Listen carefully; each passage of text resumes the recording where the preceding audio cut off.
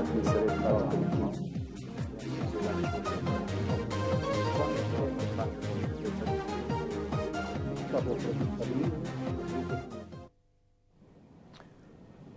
nderuar teleshikues televizionit Klan Mirëmbrëma, rishihemi sërish në emisionin e përjavshëm Opinion. Mirëmbrëma dhe të gjithë ju që na ndiqni përmes valve të televizionit Koha Vizion në Prishtinë. Në 3 seritë e fundit, pra deri te intën e kaluar, kemi folur për një nga figurat e rëndësishme të historisë së Shqipërisë, për një nga figurat natyrisht që ka diktuar historinë shqiptare të 50 viteve të fundit, Enver Hoxhën. Normalisht, ose sipas një logjike normale të një emisioni të tillë, sot duhet të organizojë një debat politik, një debat për tensionimin e situatës në vend, një debat për protestat e opozitës dhe kontestimin e këtyre protestave nga ana e mazhorancës shqiptare.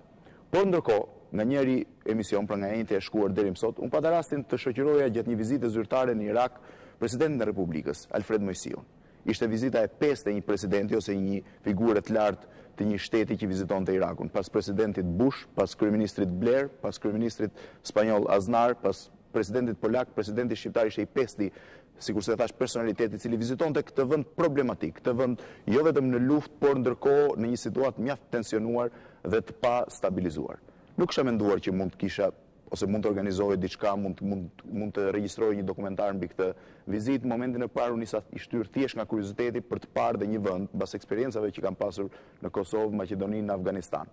Por duke qenë atje, menjëherë ndrova ide.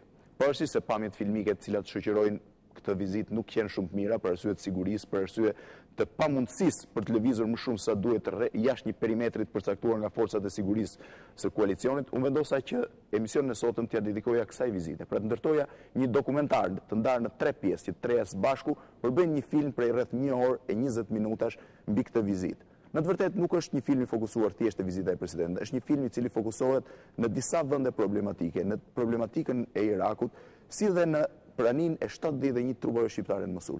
Ka qenë shkaku kryesor që më ka shtyrë për të bërë këtë emision, kanë qenë 2 në të vërtetë. E para, fakti që për herë të parë që nga fillimi i luftës në marsin, në fund të marsit të vitit të kaluar, kjo është hera parë që një kamera shqiptare futet në Bagdad. Pra është kamera e parë shqiptare që në Bagdad, në një moment që kamerat e pothuajse gjithë televizionet të botës kanë përcjell live luftën dhe problematikën e atij vendi që aktualisht është vendi më i nxehtë i globit. Dhe së dyti, sepse pas takimit që pata me 71 komandot shqiptare në Mosul, pas pothuajse 9 orësh të një takimi atje, pata përshtypjen se nuk do t'isha i ndershëm, por nuk do t'isha korrekt me ta pa pasqyruar atë jetë dhe pa pasqyruar ato ndjesitë mrekullueshme të atyre 20 vjeçarëve, të cilët megjithëse në luftë nuk u ankuan kurrë, nuk patën asnjë moment të vetëm që të kishin një dyzim për misionin e tyre. Sikur se e thash, është ndërtuar në 3 pjesë. Pjesa e parë i takon një vizite në Kuvajt, një nga vendet më të pasura të Gjirit Persik, një vend i vogël, por që natyrisht është shumë i njohur Shqipëri dhe për arsye të investimeve të mëdha kuvajtiane këtu.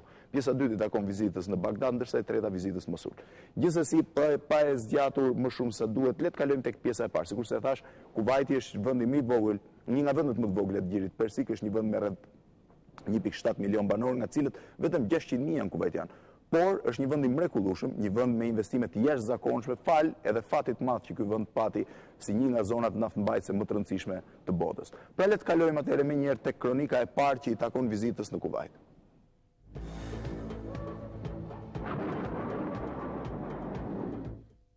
Emri i vendit Irak, gjuha zyrtare arabe. Popullsia 29 milion banor, sipërfaqja 434.000 km². Besimi bazë musliman, i ndarë në shit dhe sunit. Në veri të vendit jetojnë popullsi kurde. Vendi është nën administrimin e një autoritetit përkohshëm të koalicionit. Festa zyrtare 9 prill, dita e rënies Saddam Huseinit. Udhtimi për turizëm apo biznes përkohësisht i pamundur. Fluturimet ajrore të pezulluara. Aeroportet kontrollohen nga ushtria amerikane. Ky paragraf i thatë dhe telegrafik është njoftimi unifikuar që mund të gjesh në të gjitha kërkimet në internet për Irakun, një prej vendeve më të mëdha të lindjes mesme dhe me një traditë qytetërim të lashtë. Është gjithsesi edhe materiali i vetëm që kam në dorë mëngjesin e 10 shkurtit, kur emri im vendoset në listën e delegacionit që shoqëron Presidentin e Republikës Alfred Moisiu për një vizitë në Irak. Një vizitë zyrtare, e para e një politikani shqiptar në Bagdad, e organizuar nga autoritetet atjeshme civile dhe ushtarake, por që është sidoqoftë mjaft e vështirë. Njoftimi është më shumë statistikor, që nuk mund t'jap asgjë nga dimensioni tjetër. Fakti që vendi ndodhet në një gjendje të rëndë dhe që muajt e fundit është shtuar rezistenca spontane dhe aktet e koordinuara të terrorizmit. Shumica e tyre të fokusuara ndaj trupave amerikane të sigurisë dhe bashkëpunëtorëve të tyre iraken. Mëngjesin e 10 shkurtit, ndërsa delegacioni shqiptar është gati për nisje në Rinës, një autobom në Bagdad vret më shumë se 54 persona dhe plagos 150 të tjerë. Në aeroport, delegacioni di fare pak gjëra për vizitën atje, gjithçka është mbajtur sekret. Fjala që dëgjon më shumë është për arsye sigurie. Dhe askush nuk thotë se cilat janë oraret e lëvizjes, mjetet dhe takimet që kemi. Në vijat përgjithshme, dihet vetëm që do të takojmë ambasadorin Bremer dhe generalin Sanchez, dy njerëzit më të rëndësishëm të Irakut sot, dhe padyshim, dy njerëzit që mbajnë mbi vete sfidën mbase më të vështirë të muajve të fundit në botë. Udhëtimi duhet nisë mesditën e datës 10 shkurt dhe kthimi mesnatën e datës 12. Në këto 60 orë të dëndura, delegacioni duhet fluturojë në disa drejtime, duhet kryejë disa takime dhe duhet vizitojë trupat në Mosul. 71 pjesëtar të regjimentit komando janë vendosur në një bazë në aeroportin e Mosulit, qytetit 3 milion banorësh në veri të Irakut, dhe ndodhen atje prej shumë muajsh. Ky është kontingjenti i dytë që ka marrë detyrën më 13 tetor dhe që përfundon 2 muaj më pas. Udhëtimi i presidentit është vendosur në fund janarit, por për arsye sigurie ai bëhet publik vetëm një ditë përpara nisjes, më 9 shkurt. Në vijat përgjithshme, pa orare dhe detaje, ai shpërndahet shtypit 16 orë përpara nisjes. Për të arritur në Irak ka vetëm një rrugë të sigurt, Kuvajti, që nga aeroporti i tij mund të mbarkohesh në një prej avionëve ushtarak që transportojnë çdo ditë për në Irak trupa dhe furnizime. Është ura më e madhe dhe më e përdorshme ajrore. Këtë linjë kanë ndjekur gjithë personalitetet e huaj që kanë vizituar kohët e fundit vendin, apo trupat e tyre në mision atje. Të nesërmen, më 10 shkurt në mesditë, avioni i presidentit turk Sezer që do të kryejë fluturimin charter Tiranë-Kuvajt është në aeroportin e Rinës. Delegacioni shqiptar ka 14 vetë, duke përfshirë stafin afërt të presidentit, këshilltarët e tij, personelin e shërbimit, kryetarin e Komisionit Mbrojtjes, Dashamir Shehi, shefin e shtabit përgjithshëm general lejtnant Plum Qazimin, komandantin e regjimentit komando nën kolonel Fatmir Lokajn dhe atasheun ushtarak të ambasadës SBA-s në Tiranë, komandant Greg Kraptre. Udhëtimi zgjat 4 orë, duke fluturuar mbi Maqedoni, Greqi, Turqi, Siri dhe Arabinë Saudite. Vetëm në momentin e hipjes në avion bëhet publik programi detajuar. Vendqëndrimi do të jetë në Kuvajt. Presidenti do të udhëtojë mesditën e datës 11 shkurt nga Kuvajti për Bagdad, për takimet me zyrtarët e lartë. Për arsye sigurie, rikthehet sërish në Kuvajt po atë mbrëmje. Vizita zgjat gjithsej 6 orë. Mëngjesin e datës 12 shkurt, delegacioni udhëton sërish nga Kuvajti për Mosul. Vizita dhe qëndrimi 9 orë. Në mbrëmje, delegacioni rikthehet në Kuvajt dhe që këtu sërish fluturon drejt Tiranës.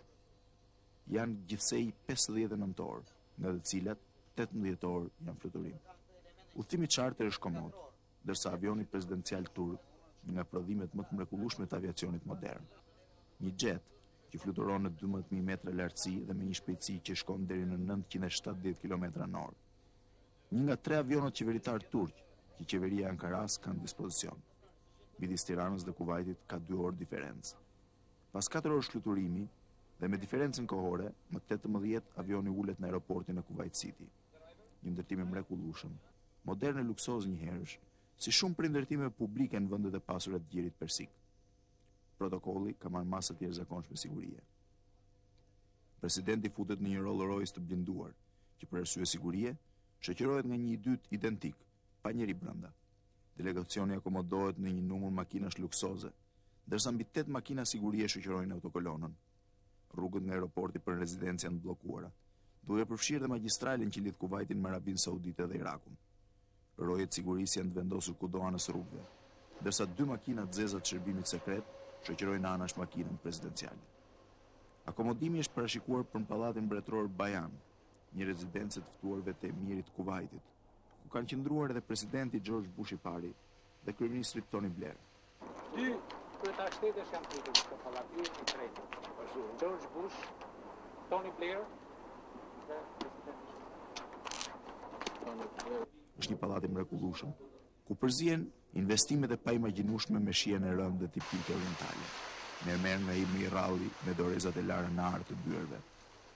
Tapetet e mrekullueshme orientale me mobilje të dhëndit të rënduara dhe fileto ari, në një stil që europianët nuk paraonepsin dot. Është një kompleks gjigant që ka brenda tij gjithçka, duke përfshirë disa salla ngrënie, ku tavolinat me ushqim të ngrohtë qëndrojnë 24 orë të shtruara. Dyert, siç i takon një pallati mbretëror, nuk kanë çelësa dhe as mbyllen. por për një njerëz të pamësuar me stilin mbretëror kjo është diçka e bezdishme. Këtu irakenët kur ikën 6 orë përpara, shkatruan aq sa nuk kishin shkatruar dot gjithë. I minuan, i dogjo dhe i shkatruan. Edhe vogël, ishte akti fundit barbar pastaj Edhe janë një popull interesant. Ta në fakt kanë pasur të çështjen e atyre POW-ve të përdosurit luftës. Pallati është grabitur një herë pas pushtimit të Kuvajtit nga irakenët në 1990. Por ai është rimobiluar dhe rimodernizuar sërish. Gjithçka, si shumë gjëra në këtë vend, reflektojnë luksin e një shteti që ka fituar miliarda nga eksportimi i naftës, por që nuk i ka ndryshuar shijet e tij të rënda orientale, si dhe stilin e tij të qeverisurit. Por Kuvajti nuk ka qenë as pak i tillë. I shtrirë në 17.000 km2, diçka më pak se gjysma e Shqipërisë, ai u deklarua shtet më 1961. Atëherë ishte ende një vend i varfër, ku dukeshin gjurmët e një qendre mjerane peshkataresh në zemër të shkretirës. Një vend ku sultani internonte gjatë viteve të perëndërisë otomane si ndëshkim të gjithë kundërshtarët e tij. Një vend me fare pak ujë, me temperatura të larta dhe një herë pas here me stuhitë të frikshme ere. Por fati duket se nuk e praktisi këtë sep të harruar të globit, madje që shumë bujar me të. Pas luftës dytë bojtërore, Kuvajti u shndrua në një nga qendrat më të rëndësishme naftmbajtëse të botës, duke i sjellë kështu vendit miliarda dollar. Për një vend me 400.000 banor, kjo dhuratë e natyrës ishte një shans historik. Aktualisht, shteti i Kuvajtit ka 1.7 milion banor, nga të cilët vetëm 600.000 janë kuvajtian. 1.1 milion tjerë janë emigrantë që punojnë kushte shumë të vështira dhe diferencuara. Vendi drejtohet nga një emir, ose amiri si thirret nga popullata, familja e cilit mban dhe postet kyçe politike në vend. Vëllai i tij është kryeministri i vendit, ndërsa kushiri i parë princi i kurorës. Edhe pse Kuvajti ka një parlament përbërë prej 50 vjetësh, pjesa që luan më shumë rol në vend është ajo e përbërë nga 20 familje të mëdha dhe të njohura të Kuvajtit. Njëra prej cilave është ajo e Al-Karafit. Yasim Al-Karafi, vëllai i Nasser Al-Karafit, presidentit Karafi Group, i njohur dhe në Shqipëri, është kryetari i parlamentit të vendit. Në vend nuk ka zgjedhje të lira. 25 deputet emërohen nga amiri, ndërsa 25 të tjerë zgjidhen sipas një sistemi para eliminimi mes njerëzve që kanë raporte të mira me familjen e kurorës. Jeta është në përgjithësi e lirë në Kuvajt dhe e ndryshme nga ajo e vendeve të tjera të gjirit. Edhe pse veshja zyrtare është tradicionale, edhe pse nuk lejohet alkooli dhe diskotekat, klubet janë të mbushura me gra dhe shumë pak prej tyre janë mbuluara. Vetë gruaja ka këtu shumë të drejta. Ligji i njeh asaj mbi të gjitha të drejtën e divorcit, madje e detyron burrin që të sigurojë asaj jetën deri në një martesë të dytë, ose gjithë jetën nëse kjo nuk ndodh. Sipas ligjit fetar, një burr mund të martohet me disa gra, por ai ishte detyruar nga ligji që t'i trajtojë ato të gjitha në mënyrë të barabartë. Një shoqërues na e thjeshtoi këtë nen në një shembull shumë të thjeshtë. Nëse ti ke 3 gra dhe sot fle me njërin, je detyruar nesër të flesh me të dytën, ndërsa pas nesër me të tretën. Kuvajti ka marrë mjaft zhvillim në 30 vitet e fundit. Punët publike janë të jashtëzakonshme, infrastruktura mahnitse, ndërsa parqet një mrekulli në këtë vend pa ujë. Rezervat e tij sigurohen kryesisht përmes distilimit të ujit të detit dhe kthimit të tij në ujë të ëmbël. Përgjatë rrugës dallohen rezervuar gjigant në formën e hinkave që plotësojnë nevojat me ujë të popullatës. Prodhimi bazë në vend është nafta, të ardhurat nga e cila shkojnë në 10 miliard dollar në vit. 20% e këtyre të ardhurave shkojnë për atë që quhet fondi i së ardhmes, ose që shërben për investimet më vonshme publike në favor të komunitetit. Të ardhurat për frymë të popullatës variojnë nga 16 në 17.000 dollar në vit, një shumë e madhe, krahasuar me më pak se 2.000 që janë të ardhurat e Shqipërisë. Vendi ka taksa të ulta, që shkojnë 4% për importet dhe eksportet, dhe favorizon mjaft kreditimin. Një çiftëri merr në martesën e parë si dhuratë nga shteti 15.000 dollar dhe një kredi të favorshme për ndërtuar një vilë. Në pallate banojnë kryesisht emigrantët, të cilëve ju ndalohet me ligj blerja e pronave në Kuvajt. Popullsia është përqendruar kryesisht në Kuvajt City, me afro 1.2 milion banor. Deri më 1990, në vend banonin afro 500.000 palestinezë, por atë vit shumica e tyre mbështetën pushtimin e Kuvajtit nga Iraku. Pas 1991-shit, pothuajse të gjithë ata janë larguar. Jetesa është në përgjithësi e lirë. Një familje e mesme paguan afër $100 në vit telefon dhe $15 energji elektrike në muaj, në kushtet kur kondicionerët punojnë pothuajse 11 muaj të vitit. Pa ndonjë trashëgimi dhe pas një lloj të shkuare për të përmendur, por me pasuri të mëdha, Kuvajti ka tentuar një tjetër mënyrë për të joshur kalimtarët apo turistët e rrallë. Çdo ciceron nuk haron të përmend dy vende, ekzistenca e cilave është një lloj krenarie për vendasit. I pari është kompleksi Radisson Sas Hotel. Në krah të tij është ngritur një anije druri, më e madhe në botë, e konfirmuar nga libri Guinness, quhet Al Hashemi II. Shërben për të befasuar turistët, por nuk ka lëndruar kurrë. Bashi i saj qëndron mbi det, por thjesht për dekorim. E ndërtuar krejtësisht me dorë, me dru të rrallë afrikan dhe dekoruar me ornamente ari, ajo përmendet si një lloj pallati konferencash. I takon familjes miliardere Marafi, dhe për ndërtimin e saj janë shpenzuar mbi $5 milion. Janë ndrashur 3 vjet punë intensive dhe ka mbaruar me 2 mishin. Sipërfaqja e përgjithshme e sallës brenda saj është 6.000 metra katror, ndërsa numri i njerëzve të pranishëm në rast pritjesh 1.200. Një mrekulli që më shumë se sa për funksionet e saj, shërben për t'i dhënë Kuvajtit dhe pronarit të saj një vend në librin Guinness. Së dyti janë kullat e Kuvajtit, një kompleks turistik gigant në breg të detit, i ndërtuar me një stil të veçantë dhe i vendosur në një pozicion që sundon mbi qytet. Një kompleks ku mund gjendet gjithçka, por që bëhet më impresionues në orët e natës, me dritat e tij që dallohen që lart. Në qytet ka fare pak student shqiptar. Idris Konjari, një diplomat i vjetër i Ministrisë Punëve të Jashtme, tashmë i punësuar këtu, organizator perfekt i vizitës, tregon se një pjesë e tyre janë larguar vitet e fundit, por marrëdhëniet me Shqipërinë janë intensive.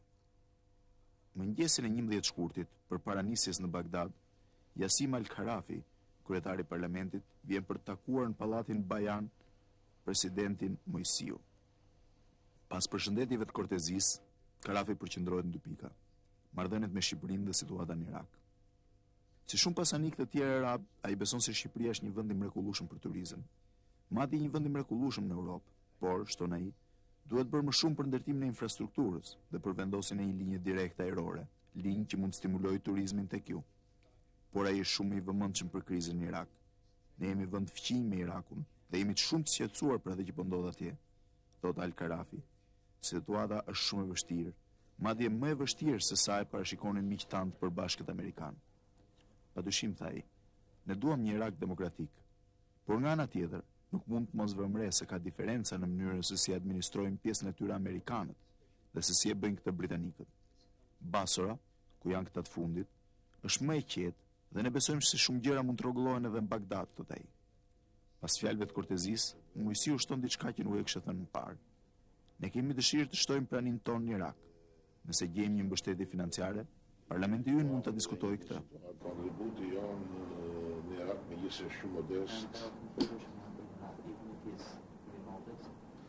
është për ndërtuar një demokraci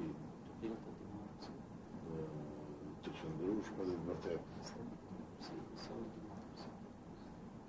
Sigurisht, sikur se thash, prezenca jonë atje është modeste. Ne mase mund të kontribuonin më shumë. Po, në situata financiare ajt na leve. Po të kishim mundësi më shumë dhe më shumë të kontribuonin. Takimi mbaron shpejt dhe në ndërkohën përpara nisjes, delegacioni viziton një nga mrekullitë e Kuvajtit, Kullën e Lirisë, një ndërtim 372 metra i lartë, i pesti në botë, ku është vendosur pothuajse e gjithë infrastruktura e telekomunikimit. Qytetin ndën të ngjan si zbërdyllët, pa ngjyrë dhe me qetësinë tipike të shkretirës.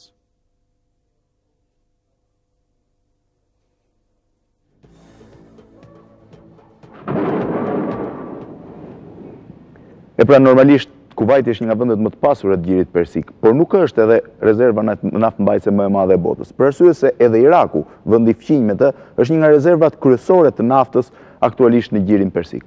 Por si shpjegohet që Iraku ndodhet në një gjendje të tillë, të tmerrshme, në një varfëri ekstreme dhe një situatë të destabilizuar, ndërkohë që Kuvajti ose vende rreth tij janë në situatë shumë herë më të mirë. Nuk ka asnjë shembull tjetër më të mirë për të përkufizuar ose për të përcaktuar rolin e individit në historinë ose në jetën e një vendi. Ishte Saddam Husseini ai që çoi në shkatrimin total të vendit të tij, duke katandisur atë sot një nga vendet më të varfëra të botës. Megjithse ka fatin të jetë një nga zonat naftmbajtëse ose një nga zonat naftmbajtëse më të rëndësishme në botë, një zonë e cila mund të sillte fitime të jashtëzakonshme.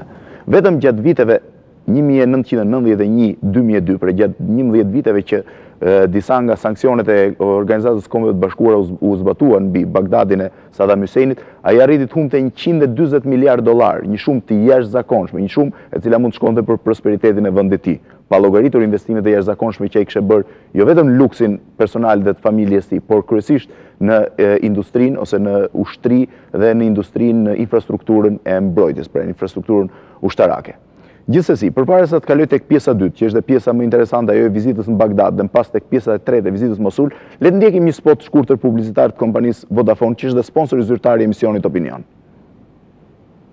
Ky program mundsohet nga Vodafone. Hello? How are you?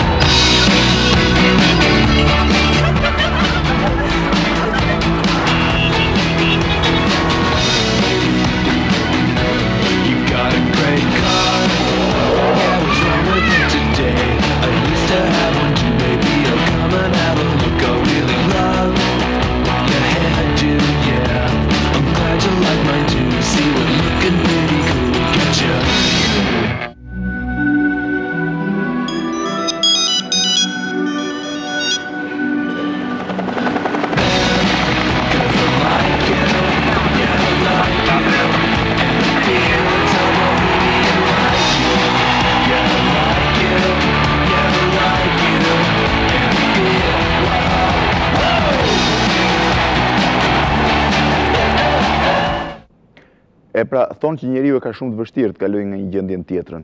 Kjo na ndodhi edhe ne gjatë 3 ditës së vizitës në Kuvajt dhe në Irak. Ishim detyruar që për arsye të sigurisë dhe për arsye se aktualisht në Bagdad pothuajse nuk funksionon infrastruktura hoteliere, të qëndronim në Kuvajt, udhtonim çdo ditë në mëngjes dhe ktheheshim darkë. Shëtisnim ose vinim në dy realitete të ndryshme, dy realitete krejtësisht kundërta, kontradiktore, nga luksi i pallatit mbretëror të Kuvajtit, nga prosperiteti i këtij vendi në tmerrin e luftës dhe natyrisht edhe të varfërisë së Irakut. Pra ishte një kalim nga një gjendje tjetër, në cilën njeriu asnjëherë nuk ndihet mirë. Gjithsesi, për të pasur një ide se ç'ndodhte në Irak, për të pasur një ide se ç'ndodhte në Bagdad, sikurse e thash, është hera e parë që një kamera shqiptare hynte në Bagdad rreth 9 muaj mbas çlirimit të këtij qyteti nga forcat e koalicionit. Le të ndjekim materialin e dytë filmik, ai që bën fjalë për vizitën e presidentit në Bagdad. Natyrisht, sikurse e thash pak më parë, pamjet filmike nuk janë aq të mira për dy arsye. E para sepse forcat e sigurisë nuk na kanë lejuar që të filmojmë shumë, forcat e sigurisë amerikane, dhe e dyta sepse kamera ishte më shumë e fokusuar tek vizita zyrtare e presidentit, duke mos menduar që mund të kishte pas edhe një reportazh për këtë. Gjithsesi kemi arritur të nxjerrim një material për rreth 25 minutash, mjaft interesant për Bagdadin e ditëve të sotme dhe për ekzistencën shqiptare atje. Le të ndjekim materialin filmik.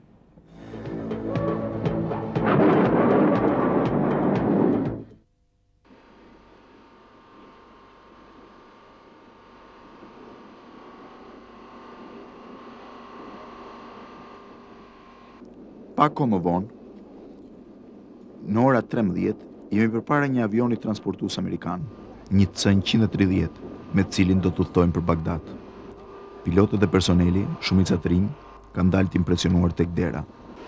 Për një amerikan emri president është i shenjtë.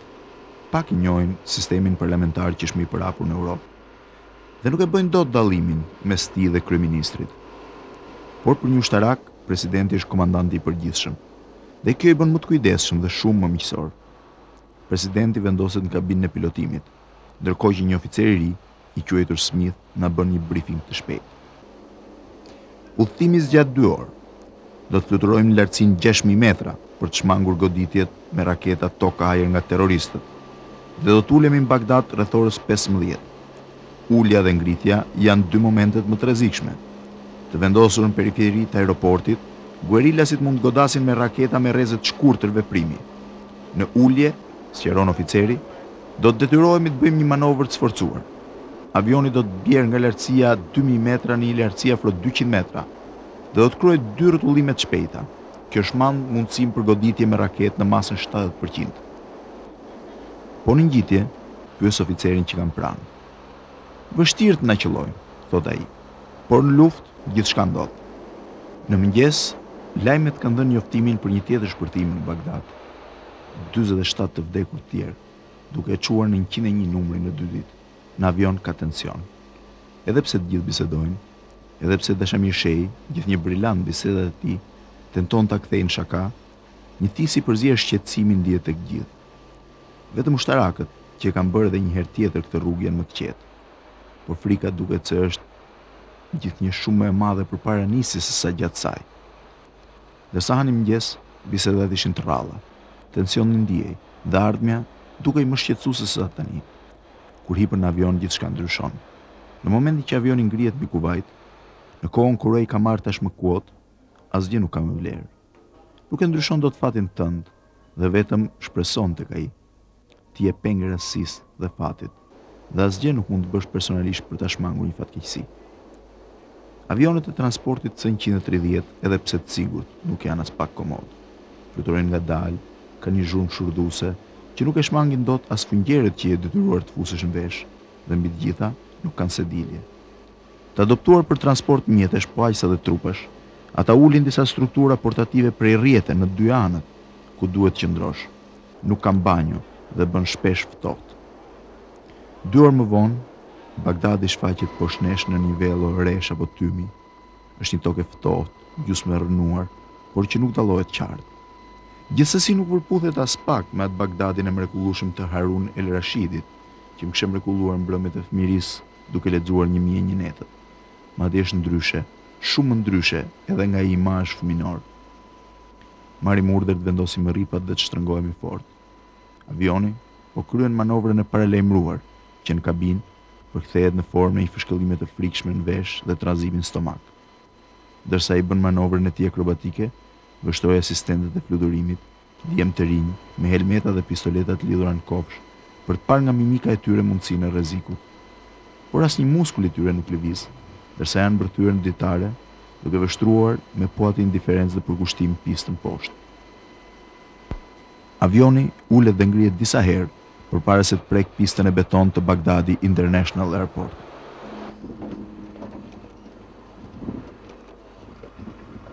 Your Excellency, on behalf of the President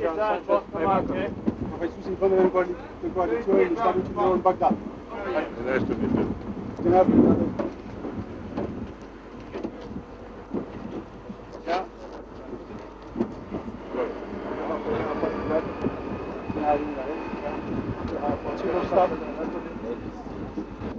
Një general hungarez i uron mirëseardhjen presidentit, ndërsa stafi i avionit kërkon të fotografohet me të. Për arsye sigurie nuk e lejojnë dhe na komunikojnë se duhet largohemi në moment. Kemi kohë vetëm për të mbërthyer veshjet antiplum dhe për të vënë kokë helmetat. Avioni është rrethuar nga forcat e sigurisë të CIA-s dhe një grup marines. Veshja antiplum është e rëndë, as pak komode. Por në një vend ku plumbat fluturojnë si zogj dhe kur nuk e pret, komoditeti është një fjalë që nuk ekziston.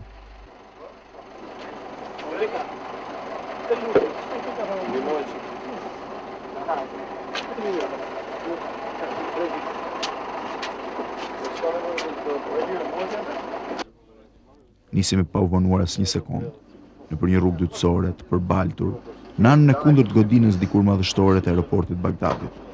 Aeroportit që deri 9 muaj më parë mbante emrin Saddam Hussein. Autokolona është e gjatë, por çuditërisht nuk ecën shpejt. Ndoshta prej mjeteve të blinduara që na shoqërojnë në 2 anët për të shmangur goditjet me granata hedhës. Luftë në kuptimin e mirëfillt të saj. Ky është impresioni i parë që të vjen duke ndjekur pamjet në 2 anët e rrugës. Instalime ushtarake, post blok të përforcuar, rrugë të bllokuar me bloqe betoni, mure të lartë, tela me gjemba, tanke dhe blinde në çdo kryqëzim. Kalojmë pranë zonës rezidenciale të funksionarëve të regjimit dhe në 2 anët tona shfaqen pallati i njohur i Saddam Husseinit dhe i gruas tij. Gati nuk njihen, gjysmë të rënuar nga bombardimet e para, të rrethuar nga mjetet blinduara, postobllokje dhe marinë që rrinë me vështrim të kujdesshëm. Ushtarët që ndodhen në të njëjtin minibus me mua duken tensionuar. Pasi kalojnë postbllokun e fundit të aeroportit, mbushin edhe një herë armët. Është një gjë që do ta dëgjojmë shpesh në Irak, në çdo shoqërim. Në dy xhamat ansor, marinës me automatik dhe mitraloz përgjojnë rrugën që kalon me shpejtësi në dy anët tona. Në kryqëzime apo ura bëhen edhe më të vëmendshëm. Pamjet anë rrugës janë të mjera, por edhe jo treguese. Vetmja gjë që të befason është infrastruktura e mrekullueshme e rrugëve. Edhe pse disi e dëmtuar nga lufta dhe armët e rënda, ajo ruan shkëlqimin e parë. Janë autostradat plota, të gjera, të ndriçuara mirë dhe me shenja treguese. Njerëzit duken të varfër, teje të varfër, dhe ngjajnë shumë me imazhet e lagjeve popullore të Egjiptit apo Turqisë. Jeta është e vështirë në Irak, por veçanërisht në Bagdad. Mbi të gjitha, ajo është jetë e rrezikshme për të huaj. Me apo pa uniform, jeta e tyre është për të jetë shtypse në presionin e atentateve nga vendasit. Gjatë 2 javëve të luftës, amerikanët dhe britanikët humbën më pak se 71 trupa, madje një pjesë e tyre të vrarë grabimisht nga vetë forcat e tyre. Në 8 muajt e më pas, viktimat kanë arritur 540. Në selinë e autoritetit përkohshëm, ku presidenti do të takojë generalin Shancë dhe kryeadministratorin Bremer, generali e përforcon ndjesinë e udhëtimit tonë. Situata është ende sfiduese, thot ai, me një ton të lodhur, në një dhomë takimesh që ngjan një bunkeri, pa dritare dhe me mure të trash. Pjesa më e rrezikshme mbetet qendra e vendit, dhe mbi të gjitha Bagdadi. Rreziku dhe problematika që po kalojmë është më e lartë se ajo që kishim parashikuar ne në fillim të operacioni. Presim që situata të jetë e njëjtë ose të keqësohet, shton ai pas pak i menduar. Sfida e 90 viteve të ardhshme do të jetë më e ashpër dhe unë besoj se do të kemi shumë probleme. Deri tani ne thjesht dyshonim, por tani jemi të sigurt se Al-Qaeda është jo vetëm e pranishme, por edhe aktive në vend. Armiku është fokusuar tek ata që na ndihmojnë ne, shtoi ai, duke kujtuar atentatin atij mëngjesi dhe të një dite më parë përballë një stacioni policie dhe një qendre rekrutimi. Unë besoj se do ta shtojmë akoma më shumë prezencën tonë, përfundon ai. Duket qartë se është një takim kortezie, në një moment shumë oportun, pas asaj që ka ndodhur në Bagdad atë mëngjes. Presidenti Moisiu shton se Shqipëria është bashkuar koalicionit për të luftuar rrezikun e terrorizmit. Dhe se ky kërcënim është i përbashkët. Është një bisedë 30 minutëshe, në fund të cilës generali shoqëron kolegun e tij, tashmë president, për në zyrën e administratorit Bremer.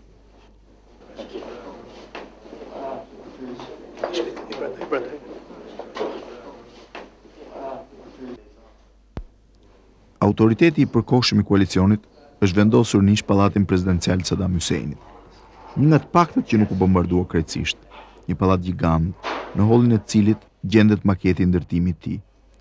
Pasikjes së Saddamit ai është pleçkitur, por një pjesë e mobiljeve me stilin e rënd të gdhëndjeve dhe varakut oriental gjenden ende në holl. Pallati është i plurosur, me një hije të rënd dhe me lëvizje të pafund. I ngjan shumë një shtab i lufte, nga ata që janë pjesë e filmave të mëdhenj të luftës dytë botërore, apo të atyre të luftës në Vietnam. Në të vërtetë, gjithë pamjet anës rrugës, gjithë vëmendja e trupave dhe lëvizja e pafundë e mjeteve, më kujtojnë skena filmash të Oliver Stoneit nga cikli i Vietnamit. Madje gjithçka rrotull nesh, rreth rrotull më duket si një film, dhe kam të vështirë ta besoj se kjo është një luftë, por kësaj here një luftë e vërtetë. Pallati i autoritetit përkohshëm është ndërtuar në një zonë periferike, shumë pranë pallatit presidencial të Saddamit dhe atij të gruas. Atasheu amerikan që shoqëron presidentin, Kraptre, më thotë se në Irak, pallatet e Saddam Huseinit janë si bunkeret në Shqipëri, i gjen kudo.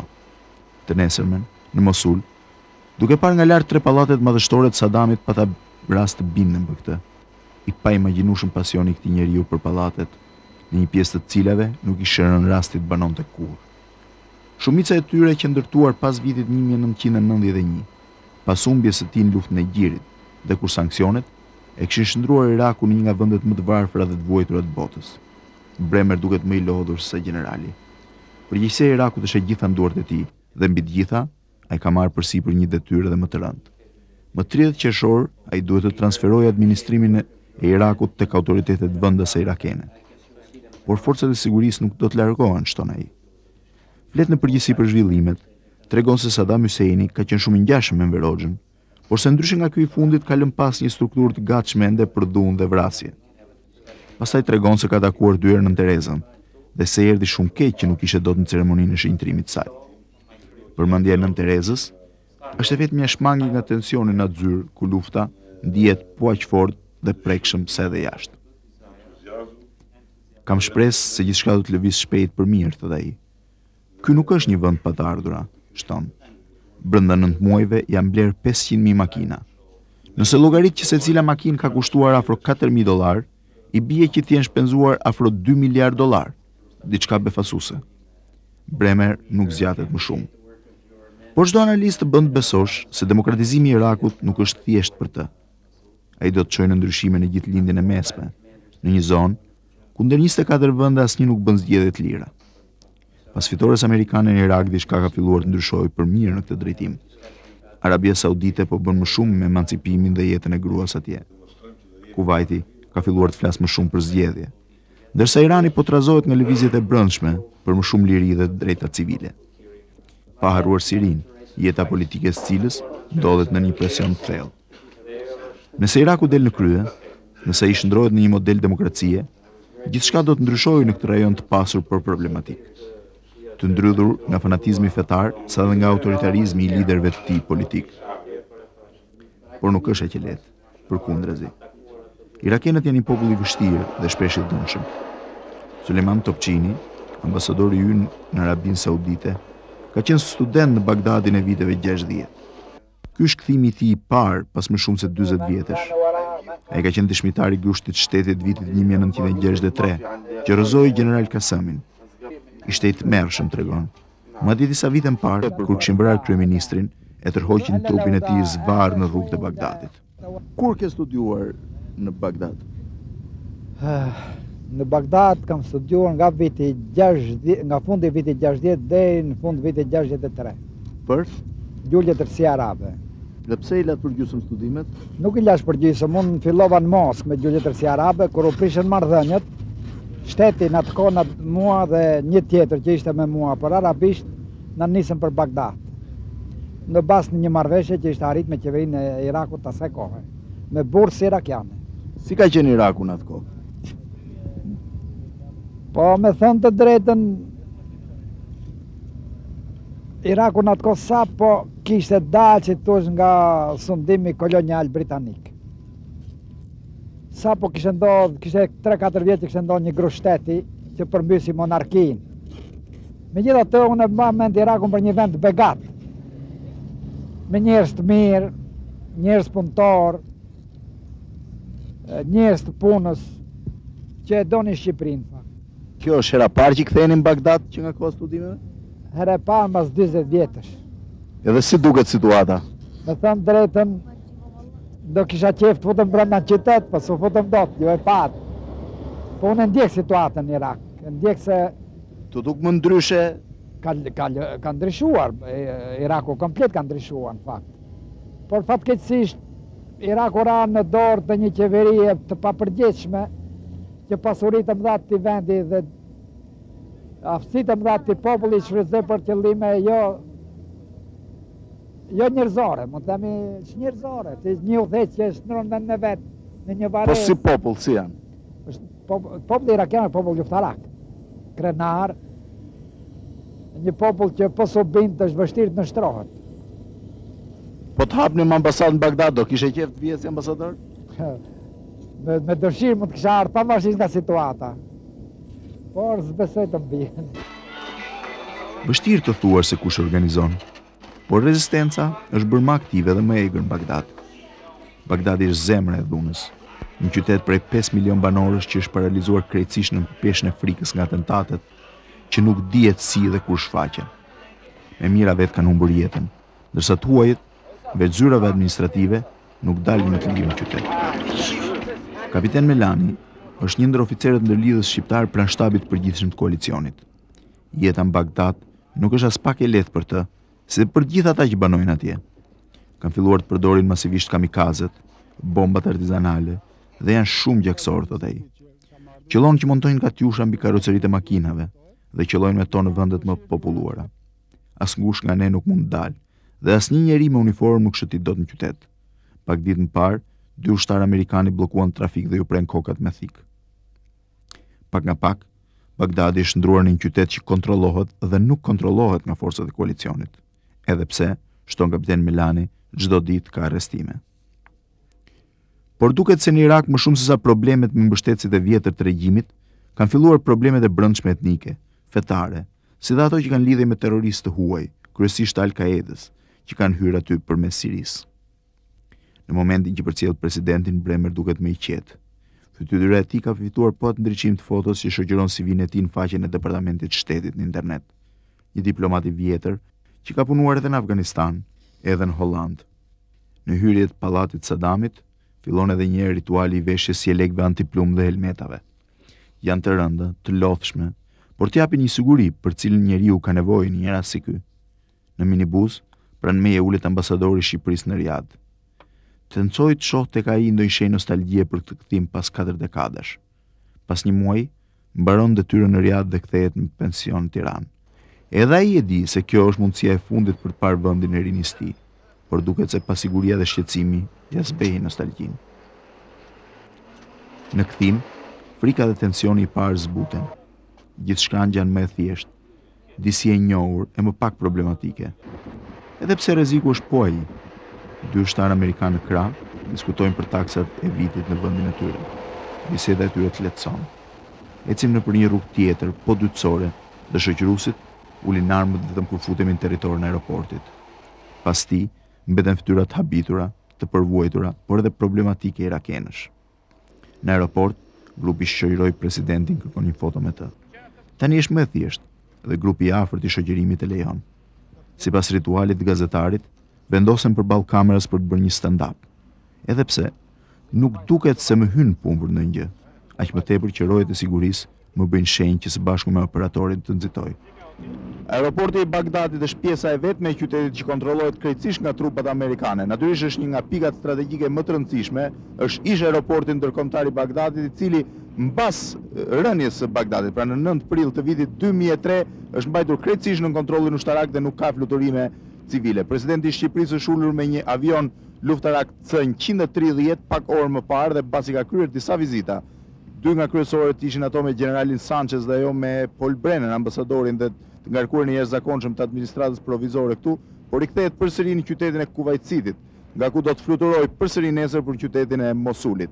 Situata në Bagdad është goxha e tensionuar, ka të paktën disa atentate që ndodhin vazhdimisht gjatë ditës. Pjesa më e madhe janë atentate me autobomba, por ka pasur dhe goditje të avionëve dhe helikopterëve që fluturojnë në kuota të ulta. Pjesa më e madhe e ushtarakëve që na kanë shoqëruar kanë qenë mjaft shqetësuar për problemet e sigurisë dhe ata shprehen ose deklarojnë se problemet më të mëdha vijnë nga mosnjohja ose nga lufta guerile brenda qytetit, që është një lloj ose një tip lufte mjaft i veçantë për të cilat me sa duket trupat amerikane nuk janë specializuara në mënyrë masive.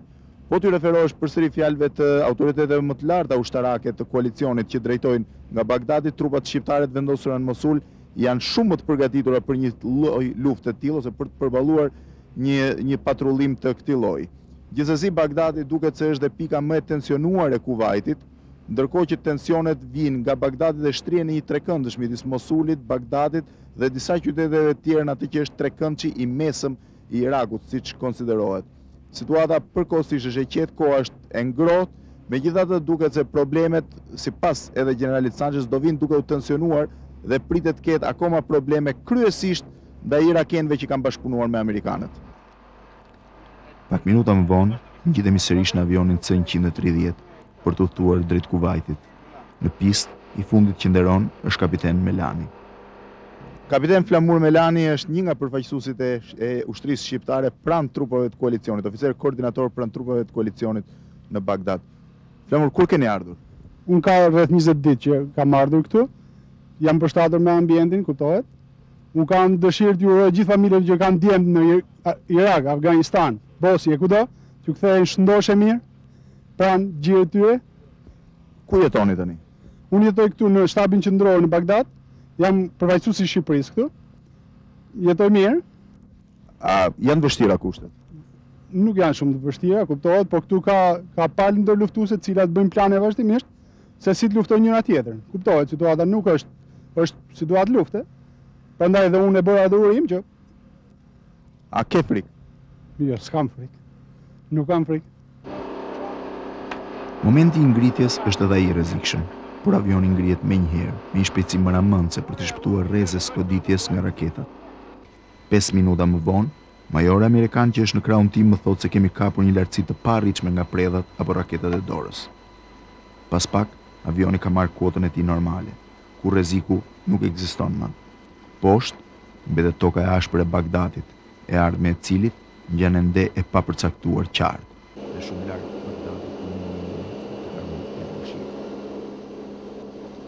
2 orë më vonë, mbërrim sërish në Kuvajt. Luksi i pallatit mbretëror ngjan shplodhës pas vizitës së tensionuar në Bagdad.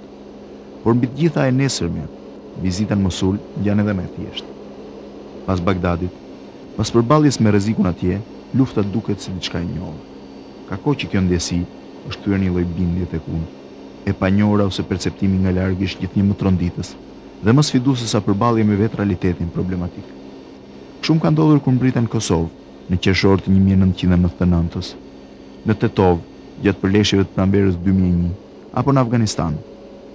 Njeriu beson se po niset drejt diçka e të frikshme. Por ajo që gjen atje, me gjithë rrezikun e prekshëm, është më e thjeshtë, madje shpesh më komike. Në darkë, delegacioni shiftuar në shtëpinë e Nasser al-Karafit, presidentit Karafi Group, që ka jo pak investime në Shqipëri.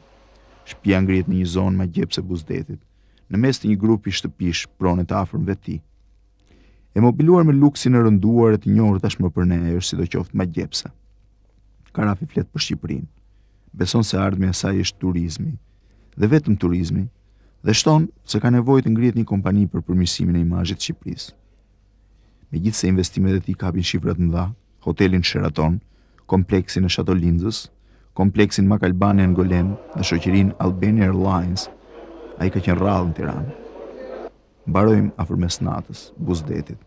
Është e dimrit, por në mesnat, në Kuvajt, mund të qëndrosh për jashta për të pirë diçka. Po hyn dita e 12 shkurtit, vizita në Mosul dhe një udhtim i 3 fisht. Duhet të fluturojmë 10 orë midis Mosulit, Kuvajtit dhe mpas Tiranës.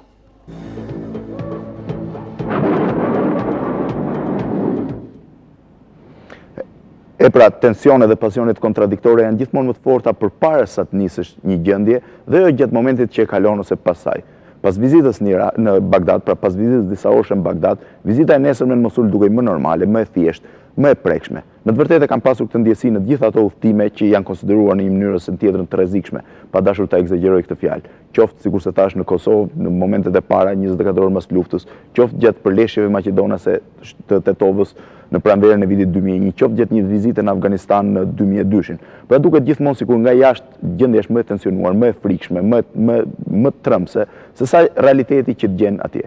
Por në Irak, në të vërtetë, përpara se të kaloj pra tek pjesa e tretë e Mosulit, duhet të them disa fjalë. Në Irak po zhvillohet një betejë tjetër, një betejë shumë më e madhe se thjesht ajo që perceptohet nga kamerat televizive, se sa thjesht ajo që vjen nga lahimet e atentateve apo ushtarëve të koalicionit që zbarkojnë atje çdo muaj. Në Bagdad dhe në përgjithësi në Irak po zhvillohet betejë e madhe e forcave demokratike të botës për emancipimin dhe demokratizimin e gjithë zonës së Gjirit Persik. Janë 24 vende të kësaj zone, pra të botës arabe, asnjë prej cilave nuk zhvillon zgjedhje të lira dhe demokratike. Duket se demokratizimi i Irakut do të japi një impakt demokratizimit të gjithë kësaj zone, e cila për shumë arsye, e para për arsye të mungesës një demokracie të tipit perëndimor, dhe e dyta për arsye të një lloj konservatorizmi që vjen nga respektimi i egzageruar disa normave fetare shpesh fundamentaliste, ka çuar një zonë të mbyllur, shpeshherë shpërthyese, që po krijon probleme jo vetëm për atë zonë, por edhe për më tej për globin. Pra në këtë betejë për demokratizimin e kësaj zone, në këtë betejë për një botë më të mirë, më demokratike, po ndikon dhe Shqipëria. Po merr pjesë dhe Shqipëria. Janë 71 djemë të rinj, shumica 20-21 vjeçar, të cilët ndodhen tashmë në Mosul, në një qytet në veri të Irakut, në Mosul, në kufirin me Turqinë, që prej 4 muajsh. Kanë edhe 2 muaj për të mbaruar këtë mision, dhe më pas 71 komando të tjerë shqiptare do të shkojnë për t'i zëvendësuar. Ishin djemë të mrekullueshëm, ishin djemë të cilët nuk trembeshin nga asgjë. Ishin djemë që kishin arritur të ndërtonin në bazën amerikane të Mosulit, një bazë gjigande me rreth 10.000 veta, një realitet të tyre, një realitet të një Shqipërie tjetër, një Shqipërie të mrekullueshme. Le të ndjekim këtë imazh nga vizita në Mosul dhe le të ndjekim edhe prononcimet direkte të këtyre djemve që sikur se thash që prej 4 muajsh janë pjesë e një koalicioni i cili po lufton për një botë më të mirë.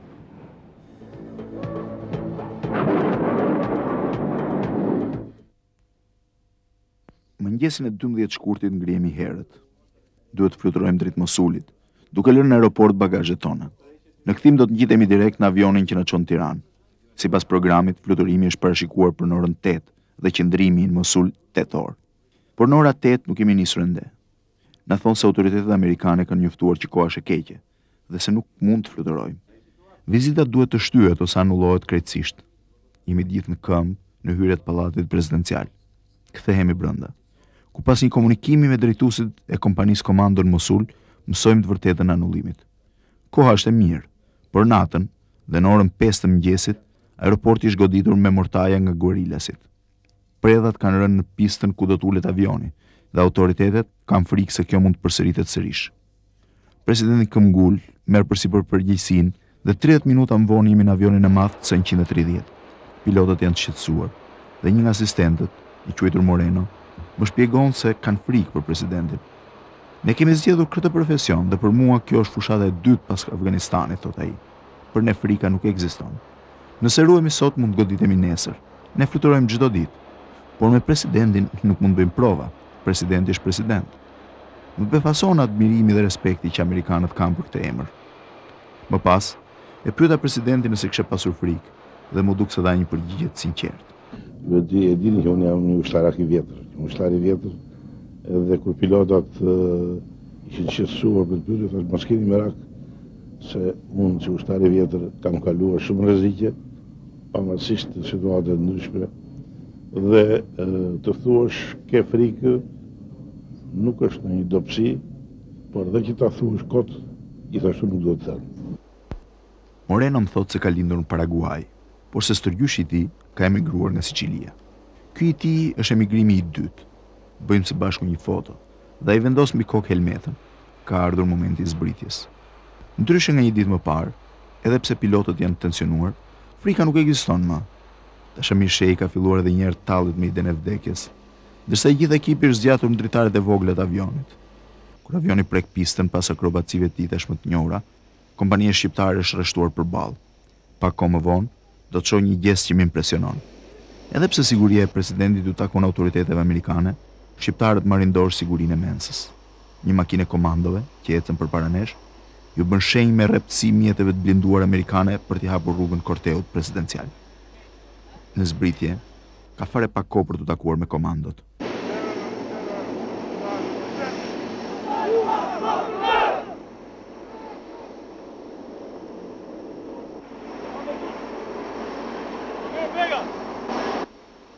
Paraqitja e forcës, nderimi ushtarak dhe një shtrëngim i shpejt dore. Shoqëruesit e presidentit, të drejtuar nga një femër, kolonelja Hendrik, na bën shenjë të ecim drejtim të kundërt vendit ku presin makinat. Na ipin me urgjencë në 2 helikopter Black Hawk dhe nisemi me shpejtësi.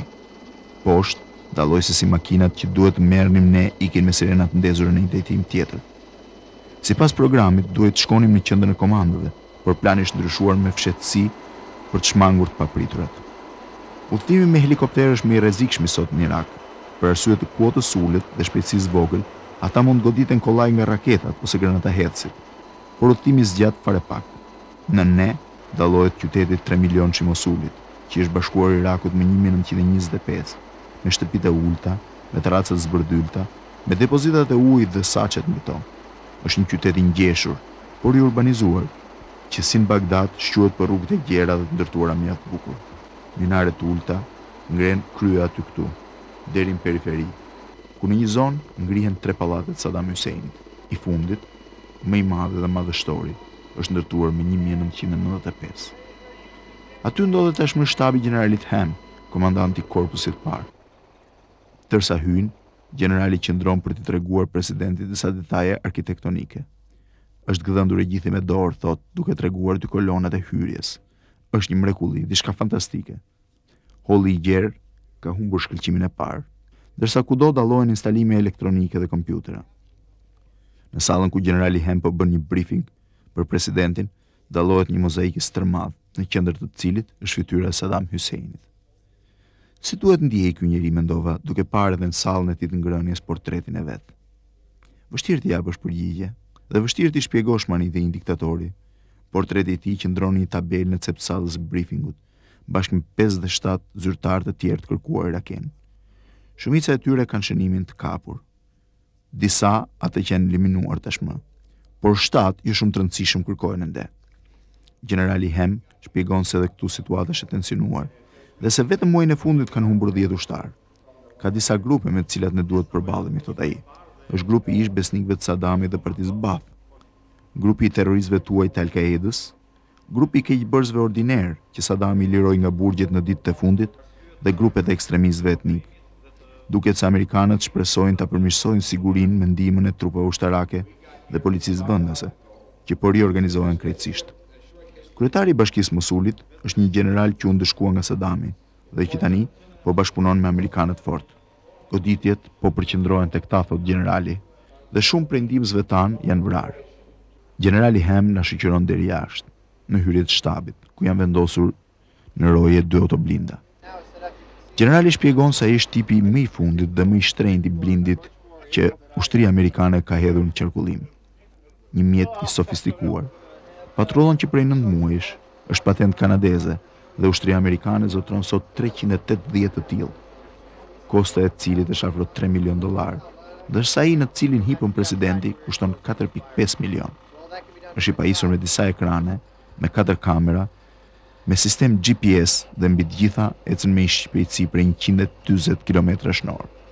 Udhtoi me të në lulishtet që rrethojnë shtabin, një zonë që muaj më parë duhet këtë qenë mrekullueshme, por që tashmë është kthyer në një baltovin nga zinxhirët e blindeve dhe rrotat e makinave të transportit. Generali vjen me ne deri në mens, ku sipas programit është parashikuar një drek. Mensa është gjigande. Ajo administrohet nga amerikanët, ndërsa shërbimi kryhet nga një kompani indiane. Kamerierët indian ka mësuar pak fjalë shqip dhe thonë një faleminderit me aksent plot Tiranas. Ata kanë përgatitur sot edhe një surprizë, 2 torta të mëdha në formën e flamurit shqiptar dhe amerikan.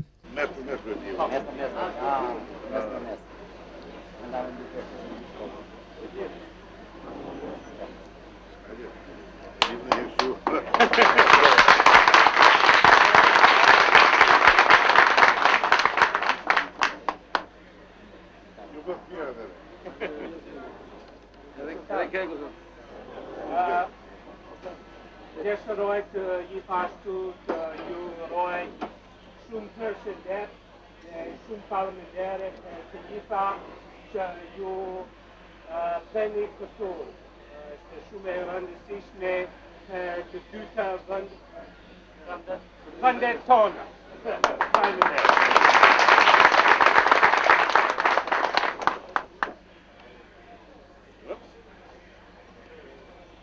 I had the fancy stuff.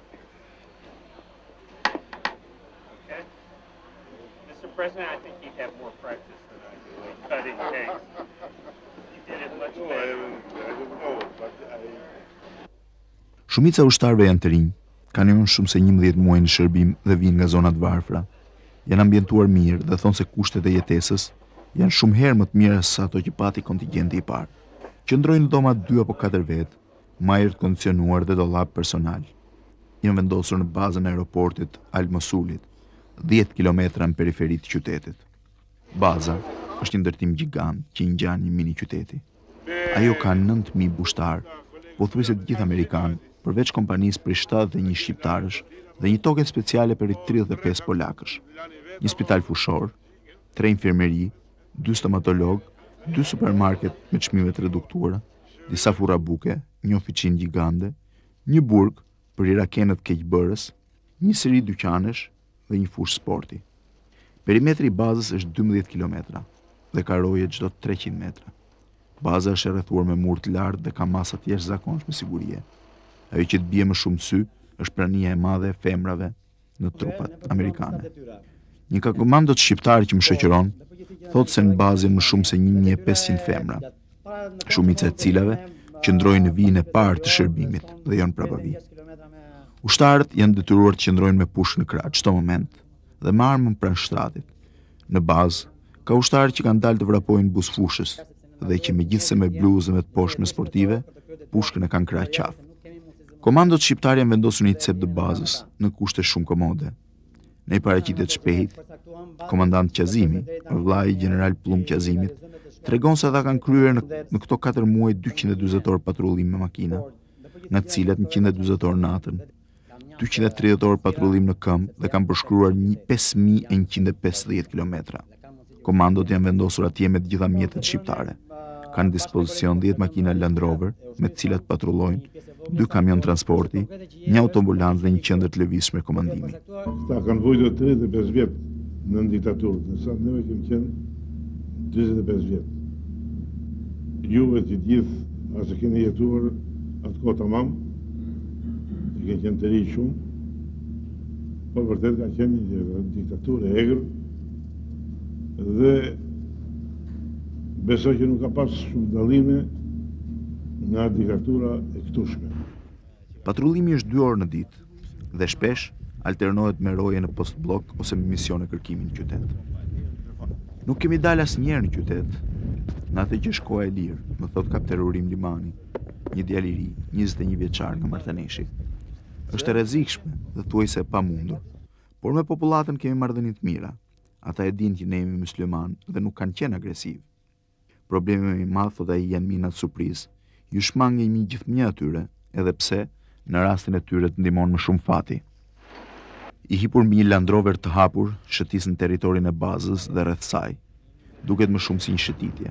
Komandët janë të qeshur dhe frika thuajse nuk ekziston. Por ata e dinë që kjo është luftë, madje luftë e vërtetë. Siç e dinë se çdo ditë në bazë ndonjë nga patrullat amerikane kthehet me ndonjë pjesëtar më pak, dhe se kjo mund të ndodhë kujtdo.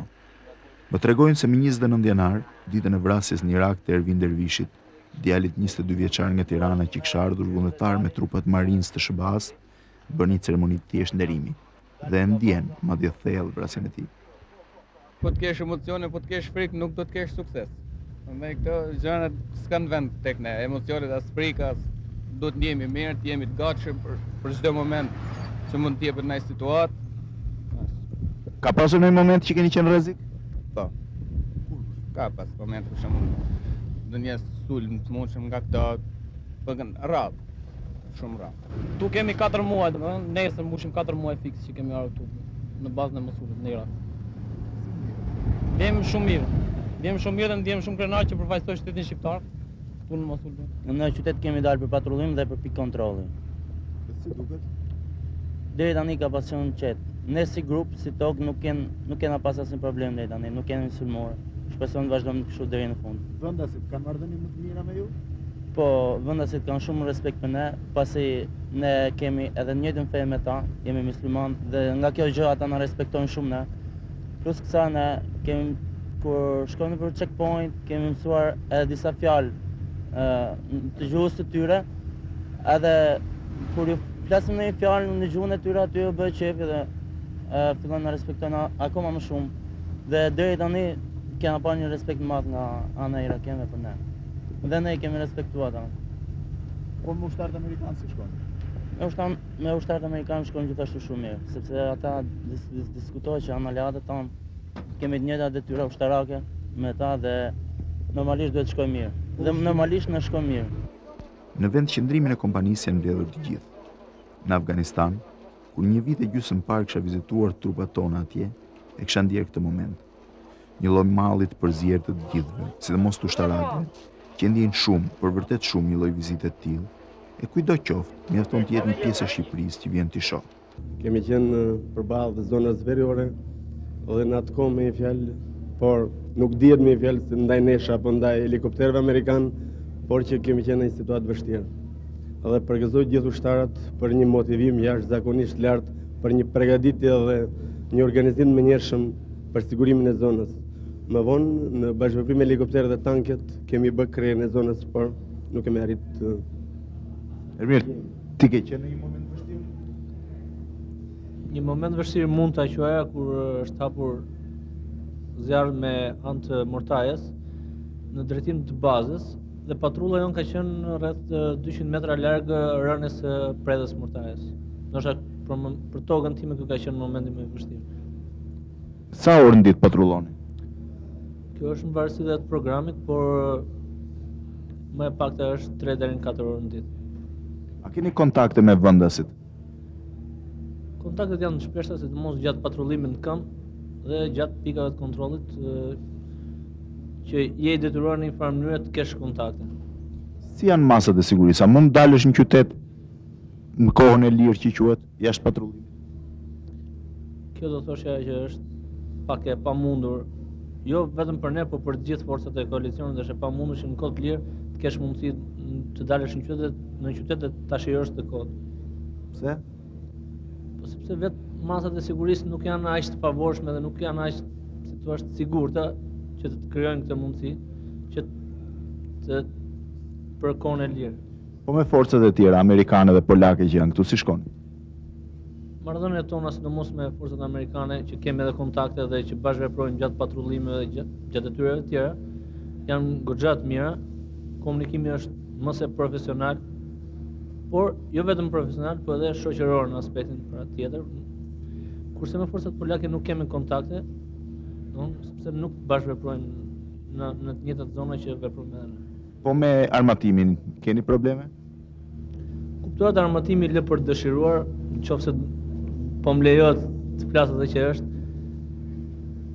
Tani në dorën tonë nuk është ndoshta shumë armatimi, po megjithatë nuk e ndjejmë vetëm shumë inferior me këtë armatim sepse e mbulojmë me aftësitë e tjera.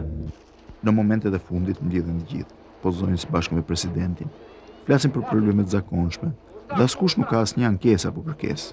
Keni nevojë për gjë? I pyet edhe një herë Moisiu. Ngren supet me një buzëqeshje të lehtë, vër edhe një herë Moisiun. Shumë herë janë përpjekur të kuptojnë ndjesitë e një njeriu që fati i është treguar kontradiktor, por padyshim jo pak bujar. Kam vënë re se takimet politike e lodhin, nuk ndihet mirë, se i duket një botë që nuk adhuron shumë. Por kur gjendet përpara uniformave është diçka tjetër, një personazh i transformuar dhe energjik. Ka lindur dhe është rritur në një kazermë ushtarake. Ka veshur uniformën 15 vjeçar dhe e ka mbajtur atë për më shumë se 45 vjet. Ka arritur gradën e generalit dhe funksionet më të larta në mbrojtje, deri ministër. Dhe një ditë, kur nuk e priste askush, padyshim se ai vetë bëhet president dhe komandant i përgjithshëm. Është komandanti i parë i përgjithshëm që viziton një strukturë ushtarake tona në jashtë Shqipërisë. Por ka edhe diçka tjetër. Pas 45 vitesh, me uniformë, pas shumë inspektimeve dhe stërvitjeve, tani që ka mbyllur karrierën e tij ushtarake, gjendet befas në një luftë të vërtetë. Impresioni më i madh i imi ishte që më kur pash në të rreshtuar djemtar, më njëherë pash në sy ata. Dhe sytë e tyre tregonin shumë. Si çdo sytë, si për cilin do njeri, sytë tregojnë goxha gjëra. Dhe pash që, si i thonë populli jonë, sytë i kishin pish. Nuk i dridhej sy fare. Dhe kjo do të thotë që ka një përgatitje psikologjike të mirë dhe kanë besim vetëm në forcat e tyre për profesionalizmin dhe në aftësitë e tyre për të menaxhuar çdo situatë të vështirë. Sigurisht, nuk kam marrë pjesë në shumë stërvitje.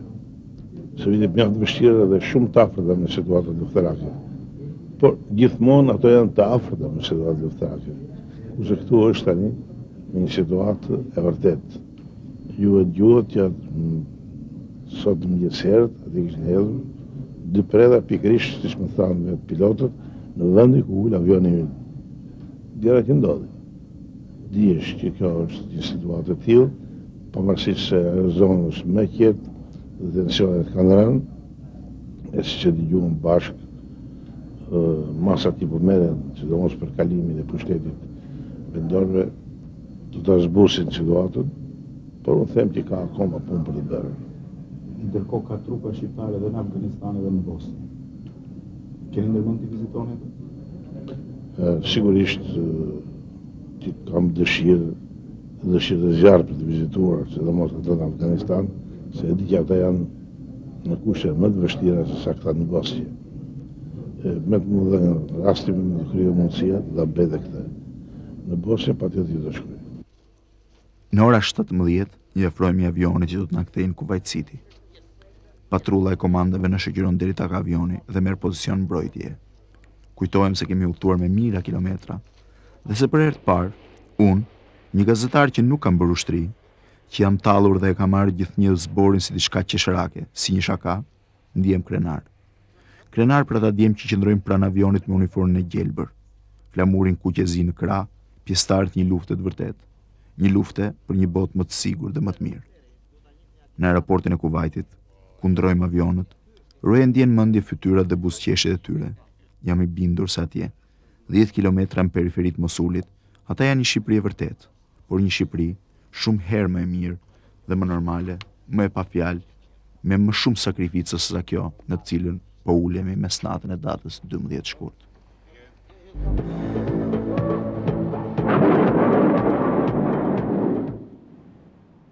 E pra është kjo që unë e quaj Shqipëria tjetër, Shqipëria atyre djemve 20-21 vjeçar, të cilët për herë të parë po prezantojnë ose po përfaqësojnë Shqipërinë në një luftë reale. Mbas shumë vitesh të ushtrisë sonë, mbas shumë zboreve të asaj kohe, shumë prej nesh vazhdojnë t'i kujtojnë ende stërvitjet e zgjatura të orëve të natës, kur oficerët bërtisin me të madhe se NATO dhe Traktati i Varshavës po sulmonin Shqipërinë, një tur prej 71 vetësh po merr pjesë në një luftë vërtet, një luftë sikurse e thash dhe unë, për një botë më të mirë, për një botë demokratike, për një botë më të zhvilluar. Nga impresioni im i parë, sikurse e thash, nga impresioni që pata në ato orë të takime me ta, për herë të parë jam ndjer krenar. Jam ndjer krenar për këta djem të mrekullueshëm. Jam ndjer krenar për uniformën e gjelbër, në krahun e cilës është vendosur stema e kuqe me shqiponjën e zezë. Jam ndjer krenar për ata djem që sikurse e thash, për mua janë një Shqipëri tjetër, një Shqipëri shumë e mirë, një Shqipëri e mrekullueshme, një Shqipëri shpeshherë pa njohur nga ne, pa njohur nga kamerat, e pa eksploruar, një Shqipëri për të cilën jo rrallë shumë nga ne kanë qenë skeptik. Por që sidoqoftë, sikurse thash, është një Shqipëri shumë herë më e mirë se sa edhe ajo që ne shpeshherë prezantojmë. Natën e mirë dhe mirupafshim.